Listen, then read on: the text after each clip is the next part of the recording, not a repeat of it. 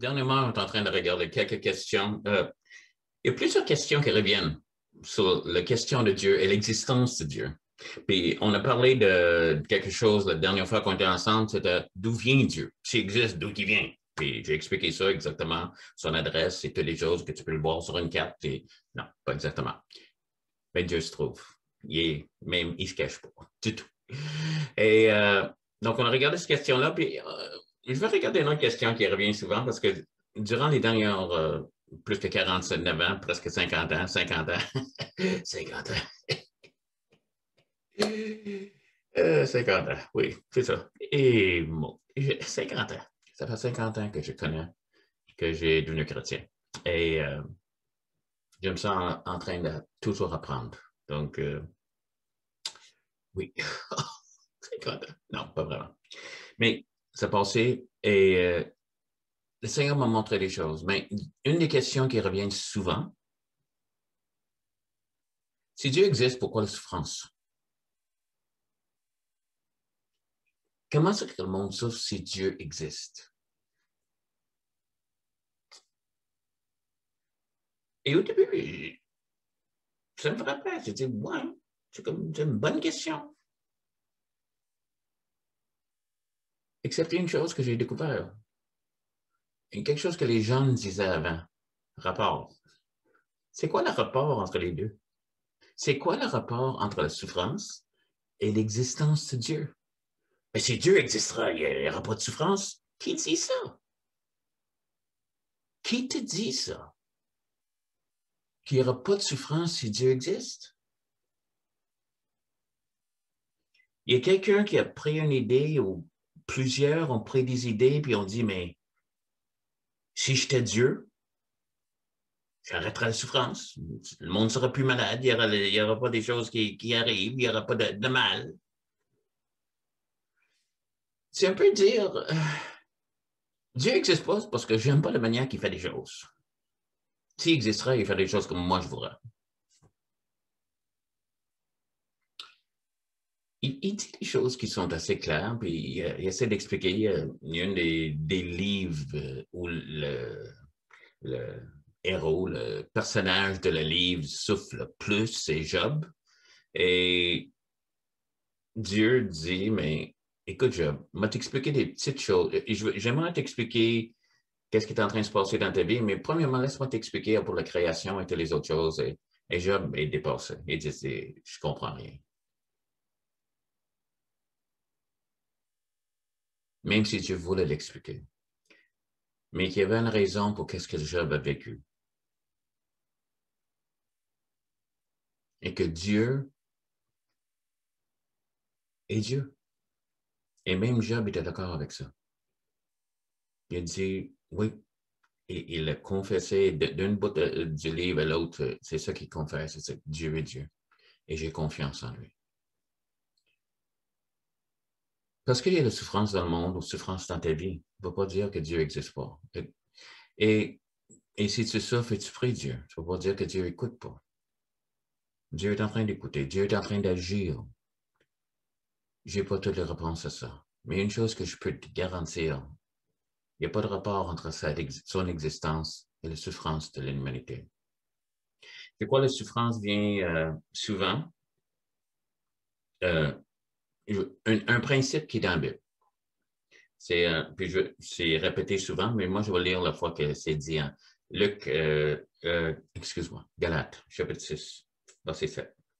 Ne vous y trompez pas, on ne se moque pas de Dieu.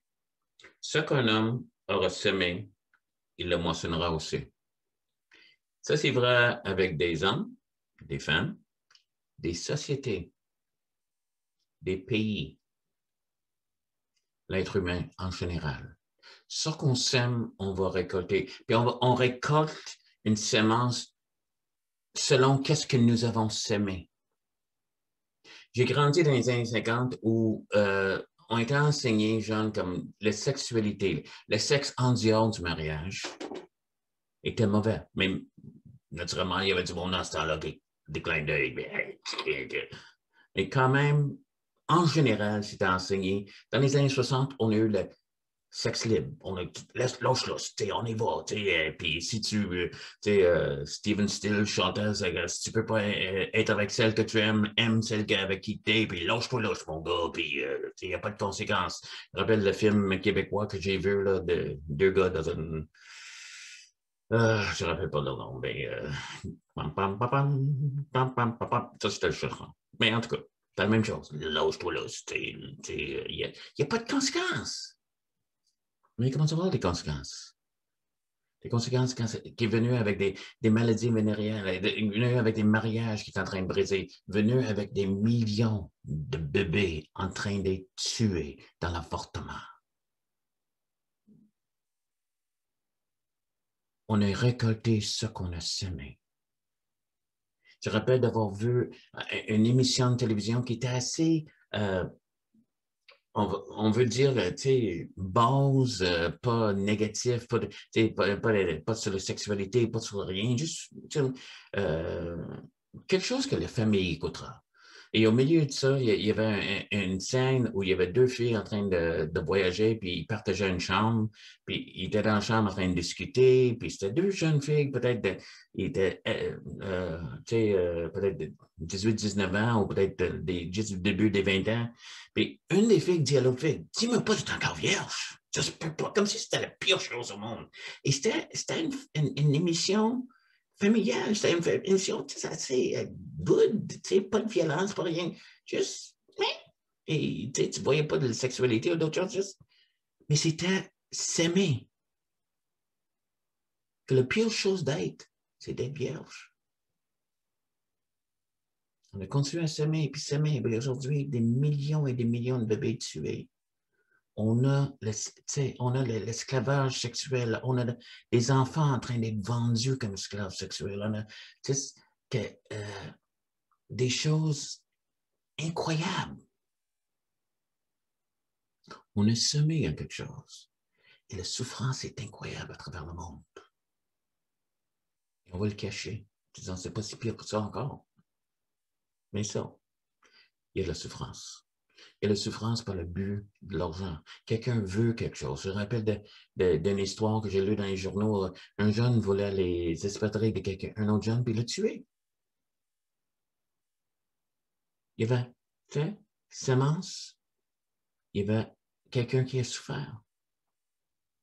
Puis lui a souffert, il était en prison. Qu'est-ce qui est dommage, c'est que la semence qu'on sème, c'est pas toujours nous et nous seuls. Mais comme je dis, quand un pays le fait, il y a une guerre, il y a des enfants, il y a toutes sortes de monde qui est en train de souffrir parce qu'on a fait la mauvaise chose, mauvaise foi. La loi, c'est ce que tu sèmes, tu vas le récolter. C'est pas cause que Dieu veut qu'on souffre. Oui, il y a des choses, il y a des catastrophes, des tremblements de terre, des ouragans, oui, toutes ces choses-là, mais même ça, des fois, c'est en train de trouver qu'est-ce que l'homme a fait.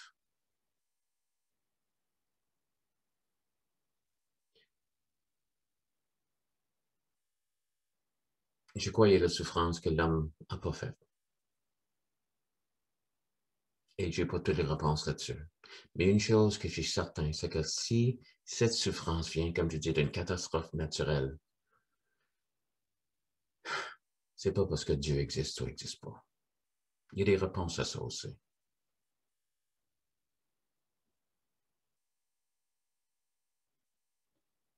Il y a une autre chose que je veux que tu saches à propos de qu'est-ce qu'on appelle le mal, qu'est-ce qu'on appelle la souffrance. C'est qu'il y a une dimension de Dieu. Et Paul qui a souffert beaucoup, qui est en train d'être en prison et tout ça, il dit, j'estime que les souffrances du temps présent saura être comparées à la gloire à venir, qui sera révélée pour nous. Donc, qu'est-ce que Paul est en train de dire? C'est que je sais pourquoi je suis en train de souffrir. Je sais que ça vaut la peine pour moi, parce qu'il y a toujours, il n'y a jamais... Et il sait aussi que ça va quelque part. Que Dieu est en train de promettre une gloire qui est éternelle, qui est sans souffrance, qui est pleine de vie. Et ça aussi, ça rentre toute cette calcul sur la souffrance. Il y a des gens qui ont souffert et aujourd'hui sont bien parce qu'ils sont avec Jésus. Même Paul dit, tirez de deux côtés. Restez avec vous autres ou être avec Jésus. Autrement, dans toute cette dimension de Dieu, je ne sais pas ce qui est arrivé avec mon background, là, mais en tout cas, qu'est-ce qui arrive avec le Seigneur? Il y a des dimensions plus grandes, plus haut, et que je ne peux pas rentrer Dieu dans une boîte et dire quelque chose aussi simple que tu sais, la souffrance, tu n'existes pas. Il y a la souffrance. On voit un des hommes qui a souffert le plus dans la Bible, Job, mais il y a un début puis une fin, et la gloire est à la fin. Bien souffert. Et Dieu ne pouvait même pas l'expliquer, mais Job avait confiance que celui qui était là, c'est même pas lui qui a causé la souffrance. C'était une suggestion de notre ennemi. Nous avons un ennemi qui s'appelle le diable.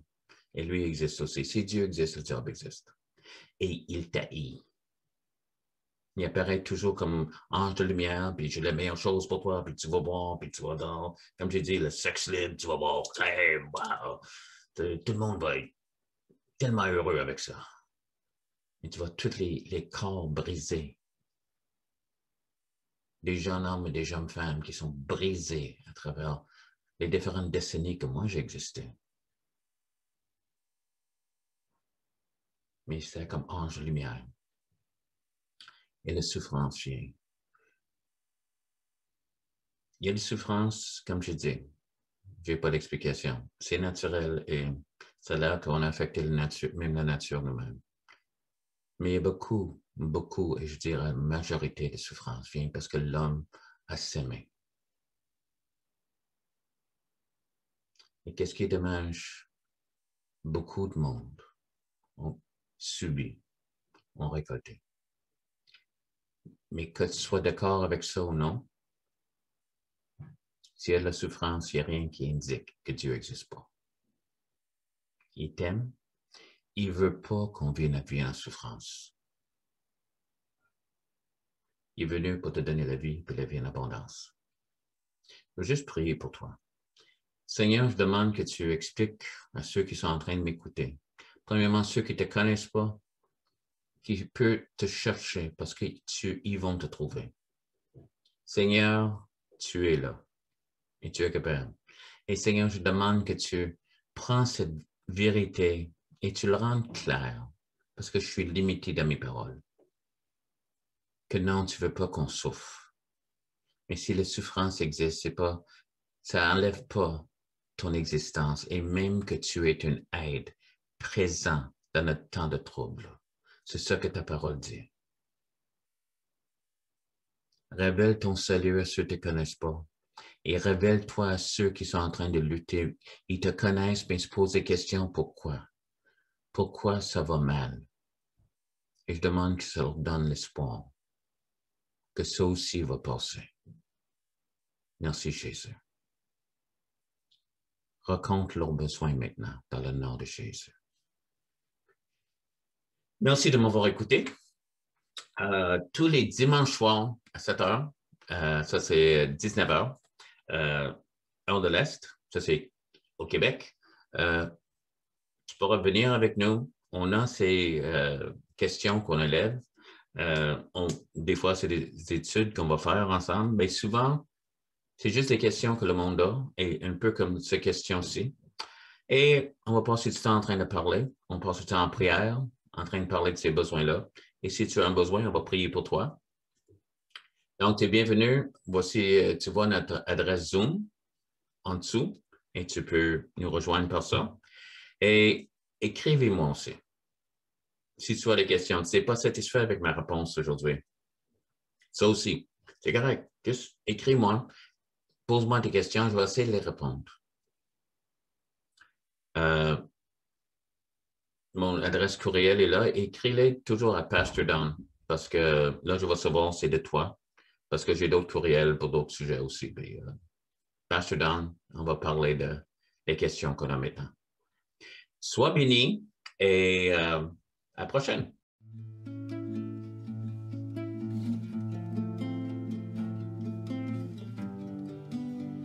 Quand on cherche sincèrement, il y a des réponses qui s'offrent à nous. Comment peut-on concevoir, accepter que toutes les autres... OK. Est-ce que quelqu'un d'autre a une réponse? Écoute, Non plus, je ne suis pas 100% avec ça. c'est la réponse. Qu'est-ce que vous pensez? J'avais pas de réponse. As-tu d'autres idées? J'ai une réponse. On t'invite à rejoindre. Et si tu as des questions, tu peux les poser. Mais Dieu t'aime. Rappelle-toi, ça, c'est la conclusion qu'on a. Et il veut rencontrer tes besoins. Puis la parole nous dit que Dieu ne rejette pas un cœur brisé puis un esprit contrit.